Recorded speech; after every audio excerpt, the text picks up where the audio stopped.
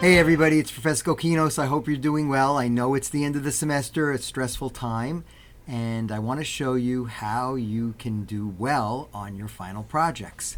So let's take a look at my FIT and go to Web Resources. Go down to Microsoft Office 365 subscription. You also have Adobe Creative Cloud. FIT pays for both of these services for you, and you can use all the software. So if you need to use Photoshop, InDesign, Adobe Spark, Creative Cloud Express, you can use it for free. And then for Microsoft Office, which I'm going to focus on in this video, I'm going to click on the 365 subscription. Again, free for all FIT students and employees. Not only that, you can also download a version to your device. We're going to take a good look at Word today, but maybe you have a PowerPoint presentation. We can look at that next time. Right now, I'm going to show you how to install on your device. So if you click on this link here, you'll see how to do it either on Windows or on a Mac. Okay, so I have a Word document here, and what I'm going to do is start out by showing you both the footnotes and the endnotes. So the idea is that during the reading, you may want to make something stand out, so you can use Canva. So let's say I wanted to put a footnote here. What you do is go to the References tab, and now you have Insert Footnote and Insert Endnote. They're really the same thing. Footnotes appear at the bottom of each page that you put them on. Endnotes appear at the end of the entire document. I like them to be on each page. Obviously, you can scan it much easier if you're on the same page. So let me show you how easy it is to insert footnotes and look really professional. So at the end of this sentence, I'm going to click Insert Footnote. Now Word is very user-friendly with this. It inserts a number 1 here and a number 1 at the bottom. And what I'm going to do is just type www.canva.com as my first footnote. Okay, let's say I want to put another footnote over here on CTA. Some people may not know what that means, right? So I'm going to insert another footnote, and again, Word is smart enough to know that this is the second footnote, and I'll put down call to action.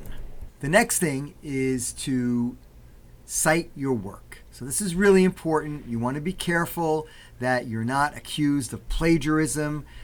You want to make sure that you cite your sources. So it's very easy, again, in Word to do this.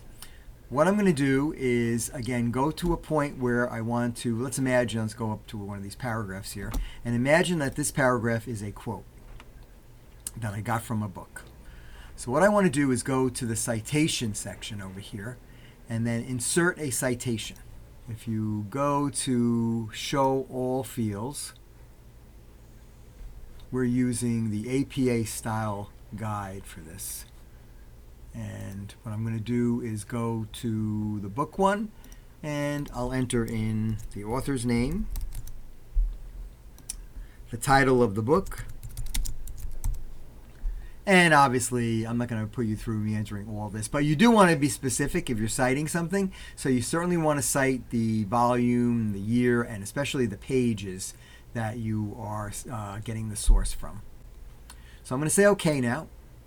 And if you click on the Citations button, you'll see that citation appear here in the list.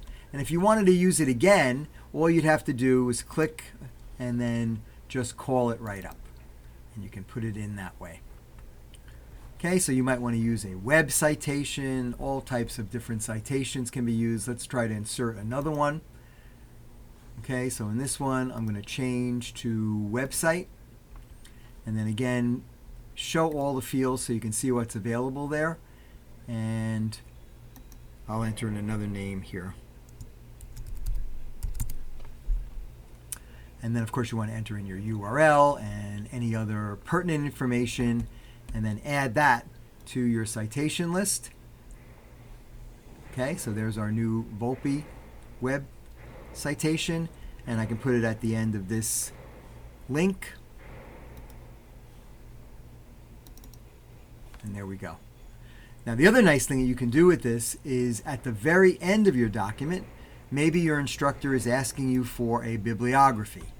So Word is already doing this in the background for you. All you have to do is click on the bibliography button, and you'll see all of the citations that you included in that particular document.